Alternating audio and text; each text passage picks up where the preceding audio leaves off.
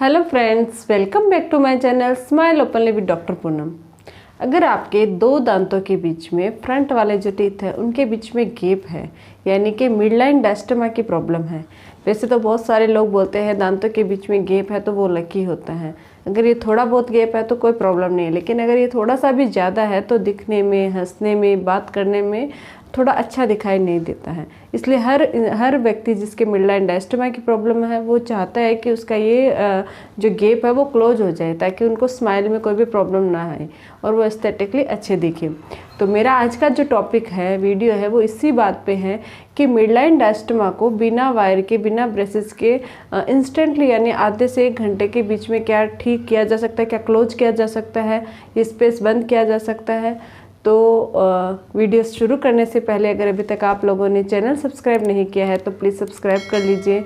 Bell icon को press करना मत भूलिएगा ताकि आपको मेरे न्यू वीडियोस की नोटिफिकेशंस मिलती रहे। चलिए शुरू करते हैं आज का टॉपिक, मिड लाइन डायस्टमा। जैसे कि आप फोटो में देख सकते हो, इस तरह के दो दांतों के बीच में गैप है। अगर ये हल्का है, ओनली 1 mm है, तो आप इस पर कोई ज़रूरी नहीं है कोई भी ट्रीटमेंट करवाना। लेकिन अगर ये थोड़ा सा ज़्यादा है तो आपको इसका ट्रीटमेंट करवाना चाहिए, क्योंकि इंसान की जो फर्स्ट इम्प्रेशन होता है वो उसकी स्माइल है। अगर उसकी स्माइल अच्छी होती है तो उसका कॉन्फिडेंस लेवल है वो बढ़ता है। तो इसके लिए अगर आपके मिड लाइन डायस्टमा यानी कि दांतों के बीच में गैप है तो उसका ट्रीटमेंट करवाना ज़रूरी है। अगर आप ब्रेसेस या जो भी तार का ट्रीटमेंट होता है, वायर रिलेटेड ट्रीटमेंट होता है, वो अगर आप नहीं करवाना चाहते हो तो इंस्टेंट भी इसका इलाज होता है। इसके इलाज में 2 ऑप्शन होते हैं। एक तो होता है वेनियरिंग, कंपोजिट वेनियरिंग करना, और दूसरा होता है केप लगाना दांतों में।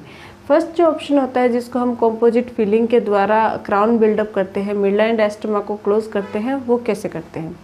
उसके लिए आपको उसमें सिर्फ आधा घंटे का ही टाइम लगता है, बहुत ज़्यादा टाइम नहीं लगता है।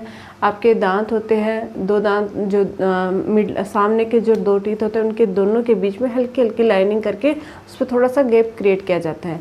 उसके बाद एचेंट और बॉन्ड अप्लाई किया जाता है, और बॉन्ड अप्लाई करके क्राउन बिल्डअप के लिए कंपोजिट आपके दांत की शेड, जैसा आपका दांत का कलर है टूथ का, किसी का A1 शेड होती है यानी बहुत ज़्यादा वाइट होता है, किसी का A2 शेड होती है, हल्का वाइट होता है। तो जिस तरह की आपके दांत का कलर है उसी तरह की हमारे पास कंपोजिट सिरिंजेस होती है, उसको हम अप्लाई करते हैं ताकि एकदम कलर मैचिंग हो आपके दांत की, किसी को भी पता नहीं चले कि यहाँ पे हमने कंपोजिट फिलिंग की है क्या।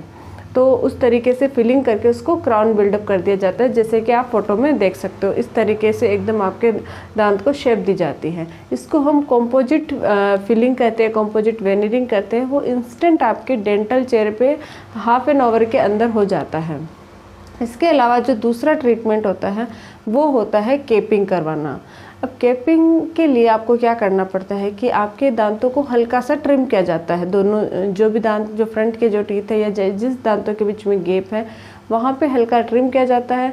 फिर आपके दांतों का इम्प्रेशन लिया जाता है, उसको लेप में भेजा जाता है, और उसके बाद उसकी केपिंग, दांतों पे केप लगा दी जाते हैं। केप है वो अलग अलग टाइप्स की होती है, जैसे कि मेटल की होती है, मेटल सिरेमिक की होती है, और जिरकोनिया की केप होती है। इस टाइप के अलग अलग केप होती है। तो जो फ्रंट का टीथ है तो उसमें हम मेटल की केप बिल्कुल भी नहीं लगा सकते, क्योंकि वो टूथ कलर नहीं होती है। उसमें या तो हम मेटल सिरेमिक की लगाते हैं या फिर जिरकोनिया लगाते हैं।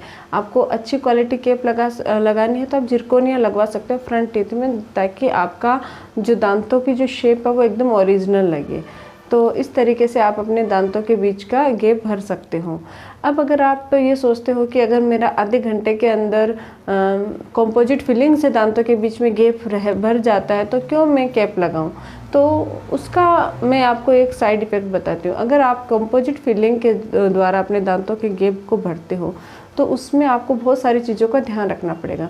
एक तो आप फ्रंट से कोई भी टीथ बाइट नहीं कर सकते, और कुछ भी हार्डली, क्योंकि उसका जो लाइफ होती है वो कम होती है। कुछ भी हार्ड चीज़ आपने अंदर बाइट की तो वो निकलने का डर रहता है, जो फिलिंग होती है वो निकल जाती है, इतना फोर्स है वो झेल नहीं पाती है। लेकिन इसके अलावा अगर आप केप लगाते हो तो केप में ये प्रॉब्लम नहीं होती है। केप एक बार लगने के बाद फिक्स हो जाती है तो उसको निकलने के चांसेस बहुत कम होते हैं। बहुत ज़्यादा फोर्स लगता है, एक्सीडेंटली कोई प्रॉब्लम होती है तो वो निकल सकता है, लेकिन आप अच्छे से बाइट कर सकते हो, आपको मतलब बार बार निकलने की प्रॉब्लम नहीं होएगी। इसलिए हम ज़्यादा कैप एडवाइज करते हैं। लेकिन किसी को इंस्टेंट चाहिए तो आप कंपोजिट वेनियरिंग भी करवा सकते हो। तो ये है मिडलाइन डायस्टमा को क्लोज करने का तरीका। अगर आप लोगों को ये वीडियो अच्छा लगे तो प्लीज़ लाइक शेयर और सब्सक्राइब जरूर कीजिएगा चैनल को। Thank you.